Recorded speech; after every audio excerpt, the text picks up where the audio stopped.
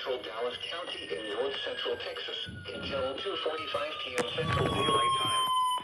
At 2:08 p.m. Central Daylight Time, a severe thunderstorm capable of producing a tornado was located near University Park, moving northeast at 30 miles per hour.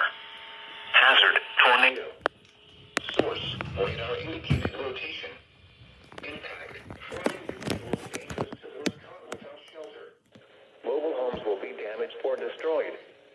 Damage to roofs, windows, vehicles will occur. Tree damage is likely. This dangerous storm will be near Garland around 2:25 p.m. Central Daylight Time. Richardson around 2:30 p.m. Central Daylight Time. Other locations impacted by this tornadic thunderstorm include Buckingham. Take cover now. Move to an interior room on the lowest floor of a sturdy building. Avoid windows. If you are outdoors, in a mobile home, or in a vehicle, move to the closest substantial shelter and protect yourself from flying debris.